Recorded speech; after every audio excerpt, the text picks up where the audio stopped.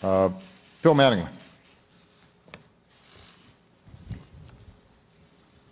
Thank you, Mr. President. Yeah. Another deadline coming up is on your negotiators by November 24th.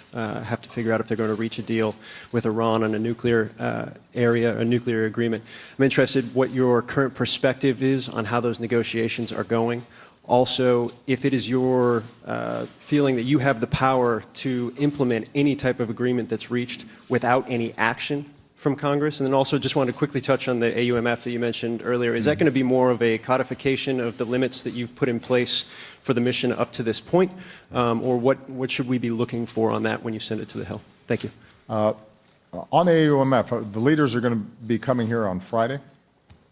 It'll be an expanded group, not just the 4 leaders, but a larger group who all have an interest in the issues we're discussing today.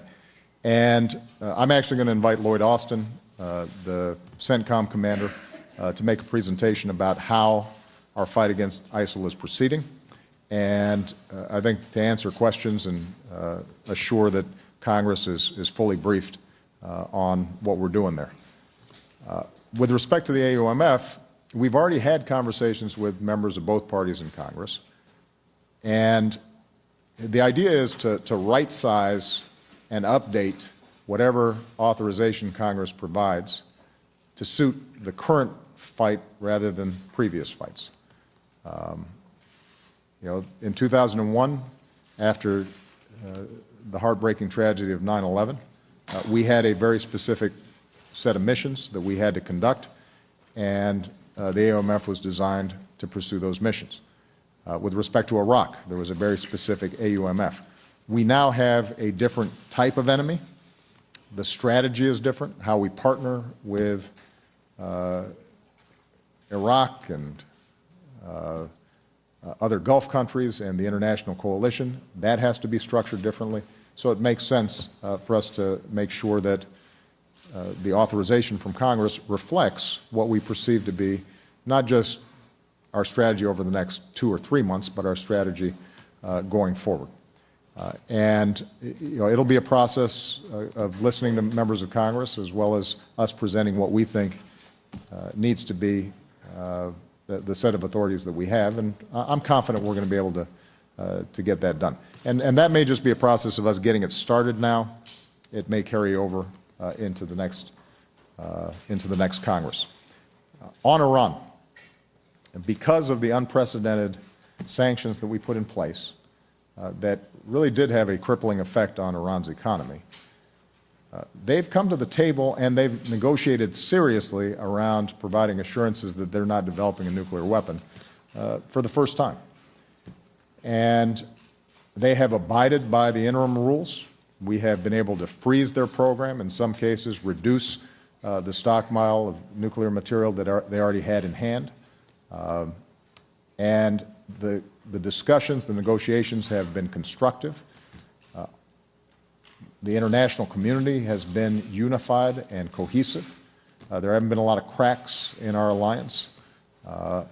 Even countries where we have some differences, like Russia, have agreed with us and have worked with us cooperatively in trying to find ways to make sure that we can verify and have confidence going forward that Iran doesn't have the capacity to develop a nuclear weapon that could not only threaten friends of ours like Israel, trigger a nuclear arms race in the region, but could, over the long term, potentially threaten us.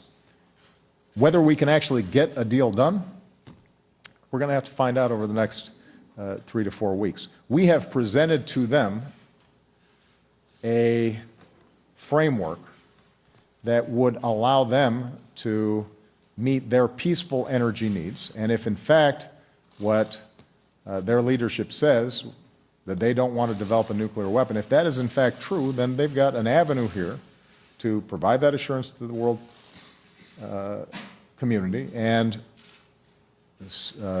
in a progressive, step-by-step, verifiable way, allow them to get out from under sanctions so that they can re-enter as full-fledged members of the international community.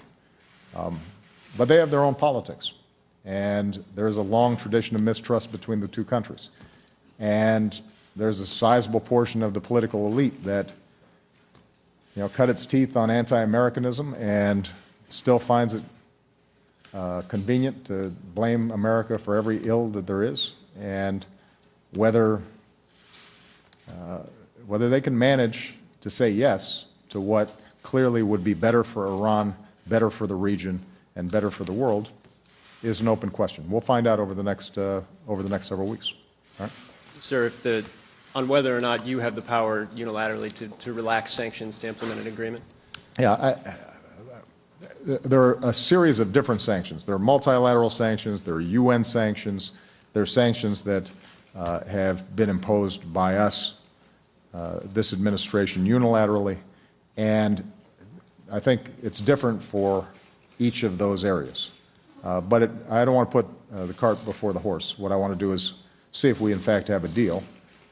If we do have a deal that I have confidence will prevent Iran from getting a nuclear weapon, and that we can convince the world and the public will prevent Iran from getting a nuclear weapon, then it'll be time to engage in Congress. And I think that we'll be able to make a strong argument to Congress that this is the best way for us to avoid a nuclear Iran, that it will be more effective than any other alternatives we might take, including military action. But that requires it being a good deal. And I've said consistently that I'd rather have no deal than a bad deal, because what we don't want to do is lift sanctions and provide Iran legitimacy, but not have the verifiable mechanisms to make sure that they don't break out and produce a nuclear weapon. Okay. Ed Henry. I missed you guys. I haven't done this in a while. I know. I've missed you. Yeah. Thank you, Mr. President. I haven't heard you say a specific thing during this news conference that you would do differently. You've been asked it a few different ways. I understand you're going to reach out, but you've talked about doing that before. It's almost like you're doubling down on the same policies and approach you've had for 6 years. So my question is, why not pull a page from the Clinton playbook and admit you have to make a much more dramatic shift in course for these last 2 years? And on ISIS, there was a pretty dramatic setback in the last few days with it appearing that the Syrian rebels have been routed. There are some Gitmo detainees who have rejoined the battlefield, helping ISIS and other terror groups, is what the reports are suggesting. So my question is, are we winning? Well, I think it's too early to say whether we are winning, because, as I said at the outset of the ISIL campaign, this is going to be a long-term plan to solidify the Iraqi government, to solidify their security forces, to make sure that in addition to our air cover, that they have the capacity to run a ground game that pushes ISIL back from some of the territories that they had taken, that we have a strong international coalition that we've now built, but that they are on the ground providing the training, providing the equipment, providing the supplies that are necessary for Iraqis to fight on behalf of their territory. And what I also said was that in Syria, that's been complicated and that's not going to be solved anytime soon. Our focus in Syria is not to solve the entire Syria situation, but rather to isolate the areas in which ISIL can operate. And there is no doubt that because of the extraordinary bravery of our men and women in uniform and the precision of our pilots and the strikes that have taken place, that ISIL is in a more vulnerable position, and it is more difficult for them to maneuver than it was previously. Now, there is a specific issue about trying to get a moderate opposition in Syria that can serve as a partner with us on the ground.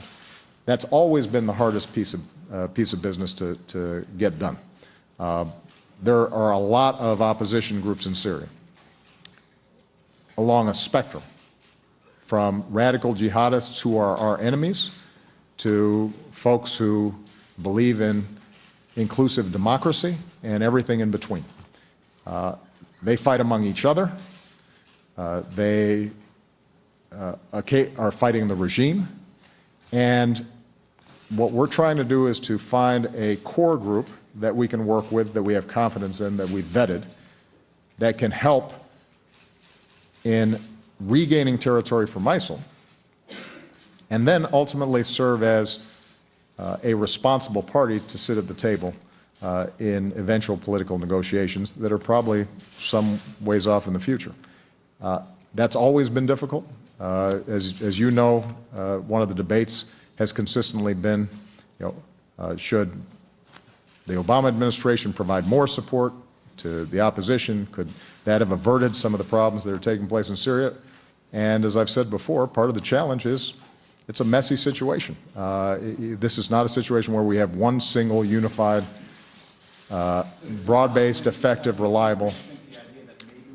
No, let me answer the question, Ed.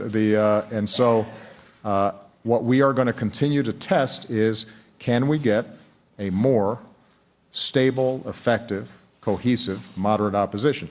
But that's not the sole measure of whether we are, quote unquote, winning or not. Remember, our first focus, Ed, here is to drive ISIL out of Iraq. And what we're doing in Syria is, first and foremost, in service of reducing ISIL's capacity to resupply and send troops and then run back in over the Syrian border to eventually reestablish a border between Iraq and Syria, so that slowly Iraq regains control of its security and its territory. That is our number one mission. That is our number one focus. There are aspects of what's going on in Syria that we've got to deal with in order to reduce the scope of ISIL's operations. So, for example, our support for Kurds in Kobani, where they've been able to hold off ISIL and where we've been able to effectively strike ISIL positions consistently. That's not just because we're trying to solve a Syria problem. That's also because it gives us an opportunity to further weaken ISIL so that we can meet our number one mission, which is Iraq. In terms of things to do differently, I guess, Ed, the question you're asking is one actually I think I have answered. If you're asking about personnel, or if you're asking about position on issues or what have you, then it's probably premature, because I want to hear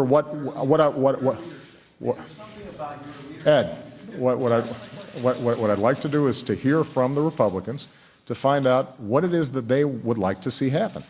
And what I'm committing to is making sure that I am open to working with them on the issues where they think that there's going to be cooperation. Now, that isn't a change, because I've suggested to them before that where they think there's areas of cooperation, I'd like to see us get some things done. But the fact that they now control both chambers of Congress, I think, means that perhaps they have more confidence that they can pass their agenda and get a bill on my desk. It means that negotiations end up perhaps being a little more real, because they have larger majorities, for example, in the House, and they may be able to get some things through their caucuses that they couldn't before. But the bottom line that the American people want to know, and that I'm going to repeat here today, is that my number one goal, because I'm not running again, I'm not on the ballot, I don't have any further political aspirations. My number one goal is just to deliver as much as I can for the American people in these last 2 years. And wherever I see an opportunity, no matter how large or how small, to make it a little bit easier for a kid to go to college, make it a little more likely that somebody's finding a good paying job, make it a little more likely that somebody has high quality health care. Even if I'm not getting a whole loaf, I'm interested in getting whatever legislation we can get passed that adds up to improved prospects and an improved future for the American people. Sam Stein.